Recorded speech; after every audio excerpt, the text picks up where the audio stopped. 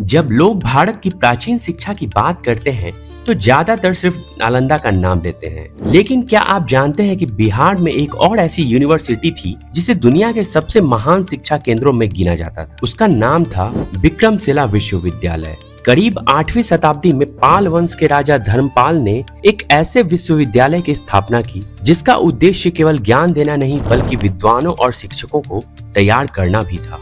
यह था विक्रमशिला विश्वविद्यालय, जो आज के बिहार के भागलपुर जिले के पास स्थित था। इतिहासकारों के अनुसार विक्रमशिला उस समय बौद्ध दर्शन, तर्कशास्त्र, व्याकरण और दर्शन की पढ़ाई का एक प्रमुख केंद्र था। यहाँ भारत ही नहीं बल्कि तिब्बत, नेपाल और एशिया के अन्य हिस्सों से भी विद्यार्थी आते थे। विक्रमशिला की सबसे बड़ी पहचान थी उसका अनुशासन और शिक्षा की गुणवत्ता। कहा जाता है कि यहाँ प्रवेश आसान नहीं था, विद्यार्थियों को अपनी योग्यता सिद्ध करनी पड़ती थी। इसी विश्वविद्यालय के महान आचार्य आतिश दीपंकर श्रीज्ञान ने तिब्बत जाकर बौद्ध धर्म और शिक्षा के प्रसार में महत्वपूर्ण भूमिका निभाई। आज भी तिब्बती परंपरा में उनका नाम बड़े सम्मान से लिया जाता है। 12वीं-13वीं शताब्दी के आसपास हुए आक्रमणों में यह विश्वविद्यालय नष्ट हो गया। इसके पुस्तकालय, भवन और अध्ययन केंद्र समय की धूल में खो गए, लेकिन इसकी विरासत आज भी भारतीय शिक्षा के इतिहास का एक महत्वपूर्ण अध्याय है। नालंदा की तरह विक्रमशिला भी इस बात का प्रमाण है कि बिहार कभी दुनिया के सबसे बड़े ज्ञान केंद्रों में से एक था। तो यह थी बिहार की एक और अमूल्य देन दुनिया को। लेकिन क्या आप जानते हैं बिहार ने दुनिया को शुरुआती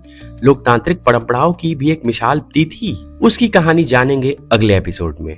तब तक के लिए देखते रहिए विरासत-ए-बिहार।